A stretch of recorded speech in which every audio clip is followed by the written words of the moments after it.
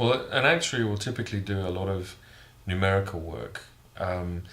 Their main tasks are normally about analysing information about how long people might live, what market returns are likely to be in the stock market, interest rates, all that sort of stuff. And it's their job to bring it all together in a way that can be presented to a business so that business can make decisions about how they're going to run business, how they're going to price up their products.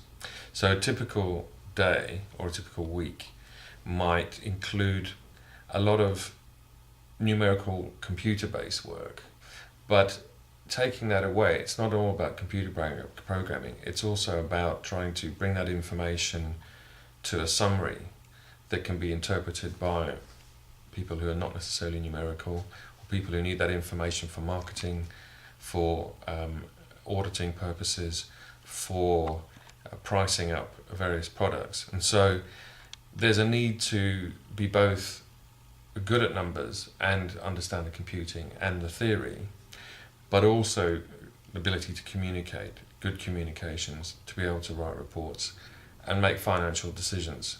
And if you work particularly in the pension space, for instance, a lot of your week will be spent presenting to people, presenting advice, writing reports for people, answering their questions, and having knowledge about that market. So it's not computer programming maybe where you would start and where you'd need to understand it, but as your career progressed, it's quite likely you would have nothing really to do with computer programming anymore. It would be more about having a consulting type role and your ability to write reports, but up to understand the people who are doing that work.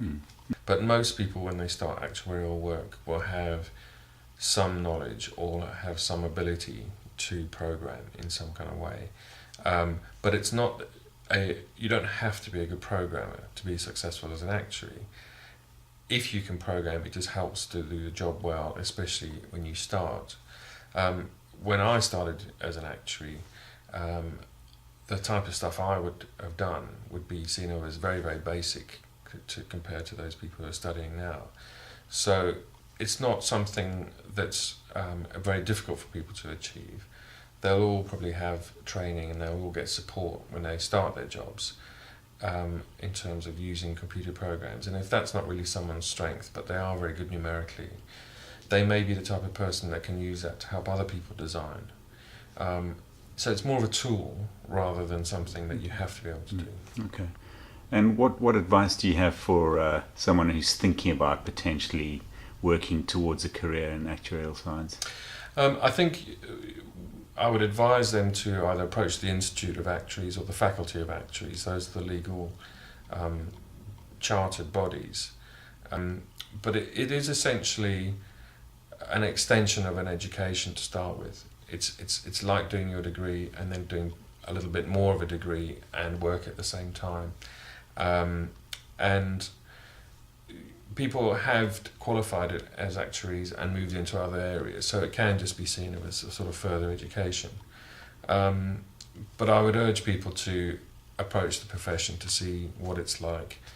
They can see what research is available. There are regular magazines they can read to see what people do. It's one of those jobs that unless you have seen an actuary, you understand it. It's not something that's in the media. It's not a well-known type of job, so it's very difficult to see it in a day-to-day environment. It is one of these ones where you need to approach the profession. But it's no different to if you're a doctor approaching the BMA to understand what it's like being a doctor. It's a very, very kind of similar professional body.